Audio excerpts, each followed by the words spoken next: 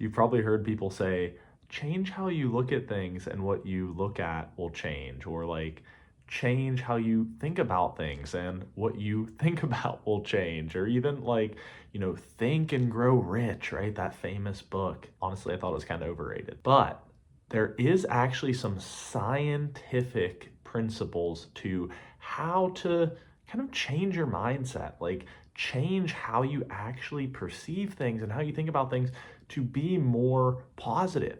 And this is not just BS positive thinking, okay? What we're going to talk about in this video is grounded in cognitive psychology and positive psychology. It's the 3 P's of something called explanatory style. And as that name sounds like, explanatory and style, it's the style in which you explain things, and it turns out that that will shape so much of your mindset. So let's get into it. This video is on how to change your mindset to be more positive, optimistic, and hopeful.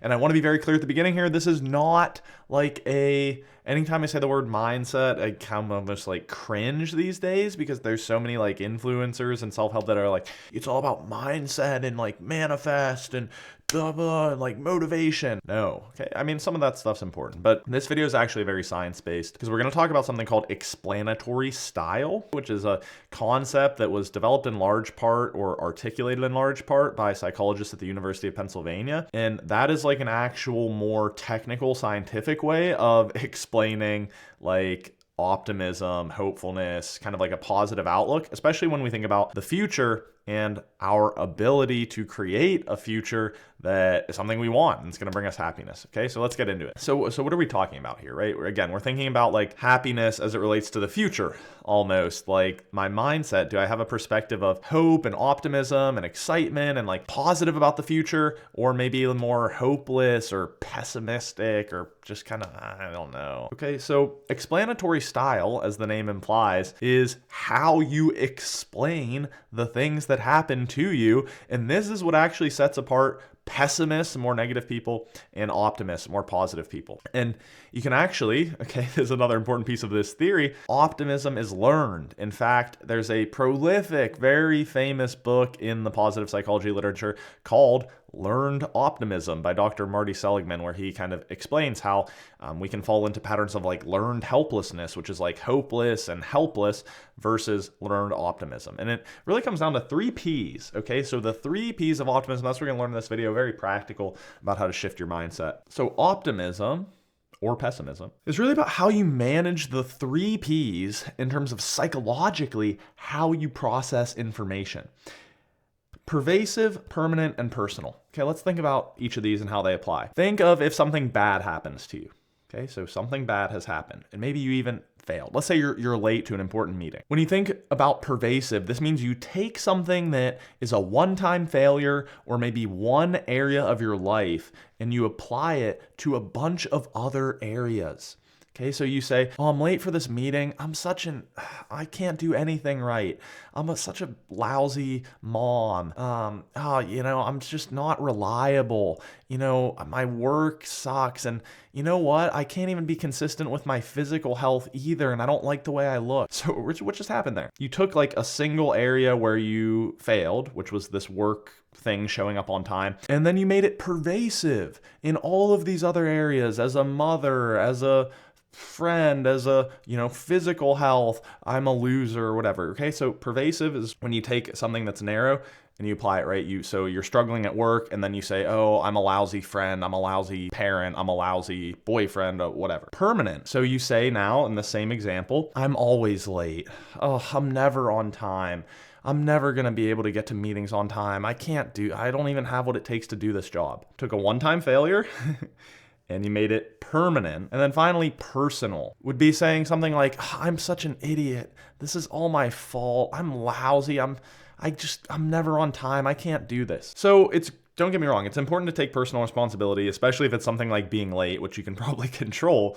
But let's imagine that on your way to this meeting, you spilled coffee and had to change your shirt, or you got stuck behind an accident on the highway, or when you entered the calendar thing in, you thought it was at 9:30 and it was actually at 9, right? So there are sometimes external factors that contribute here. So negative, pessimistic people who are not very positive about the future tend to view bad things through these lenses, okay? This one bad thing happened. It's all areas of my life suck. It's always going to be like this, and it's all my fault, okay? So again, important to take responsibility and be accountable and take ownership of things in your life, but you can see how this is not a very healthy way of explaining the experiences of your life. And so more optimistic or hopeful people take those 3 Ps and they just flip them when bad things happen. Okay, so remember, the opposite of pervasive is it's kind of this narrow one-time thing. The opposite of permanent, okay, it happened once, it might never happen again. And the opposite of personal is just acknowledging that there were other factors. Okay, so let's say you have a salesperson who, goes through the meeting, and at the end the client's like, yeah, I think we're gonna go with your competitor. This just isn't a fit for us. So if they're a more positive or optimistic or resilient person, they're gonna invert the 3 Ps. So they're gonna say, you know what, this one sale to this one client, I kind of dropped the ball, but I know that all these other clients, I'm going to crush it, and I'm still a great parent, I'm still a great friend, I'm still, a great, good person, etc. Permanent, they say, right? The inverse be, you know what, I dropped the ball on this one, I need to learn from it and do better, but the next one, dude, I got this. I learned so much from this one, especially that I'm going to just crush it on the next one, and the one after that, and the one after that. And then personal, right? The inverse of that. Instead of being like, oh, they didn't buy because I suck, they might say, well, sure, there were things I should improve in my sales process, but you know what? This client, they have a friend maybe who works at this other company, or this company that they chose to go with really specializes in this industry, or this person seemed to be kind of in a really bad mood when they got on the call, maybe because something bad happened or they had a rough night, right? And so it's just acknowledging that there are other things that are not just all about you personally. So you're starting to see how you could apply this, right? And this is a very practical way of being more positive, more resilient, more optimistic, etc. And now, stay tuned here. You can just apply these same things to positive experiences too, but you're flipping them. So if you're a more negative, kind of not so positive person in terms of your explanatory style, you basically do the opposite, but when good things happen. So something good happens to you and you kind of say, oh, well, this is just a one-time thing, or it's just this one time I got lucky in this one area. Oh, I got lucky this time, but it's not going to happen again. Or, this was just someone happened to want to do this thing for me or whatever. So more positive people, right? Like I said, they avoid the 3 Ps for negative things, but then they actually lean into them when a good thing happens. So let's think about this. Maybe again, we'll use the example this time of let's say a younger kid, like a high school kid who makes the baseball team. Pervasive would be saying, okay, you know what? Dude, I made the baseball team. I must be like a rock star. I can also do so much better in other areas. If I have what it takes to make the team here, maybe I should try out for the soccer team. And, my grades are probably I can do pretty well there. I have what it takes. And, in terms of my social confidence, yeah, dude, I really own this, right? So with a good experience, you can actually lean into the 3 Ps. So you're making that good thing more pervasive. Permanent. You say, I made the baseball team this year, dude. I'm going to work hard. I'm going to bust my ass. I'm going to make it next year, the year after, the year after. I'm going to play in college. And this is just something that I'm going to do the rest of my life. I know I have what it takes if I set my mind to something and execute. And then personal.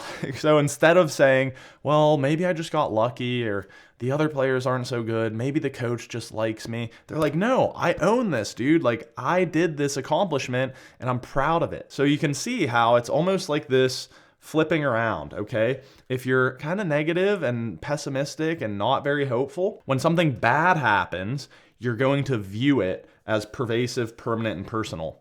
When something good happens, you're going to say it's kind of not pervasive, it's not permanent, and it's not personal. Okay, you're kind of dismissing it. Flip it around. If you want to be, and that's why I'm sharing all this, by the way, is you can just consciously change your explanatory style now that you know how it works. Say, I want to be more hopeful. Then you reframe negative experiences as saying it's not pervasive, it's not permanent, it's not personal, but you also lean into positive experiences. When a good thing happens, you say, you know what, this is pervasive. All the areas of my life are awesome. You say it is permanent. This good thing happened one time and it's gonna keep happening.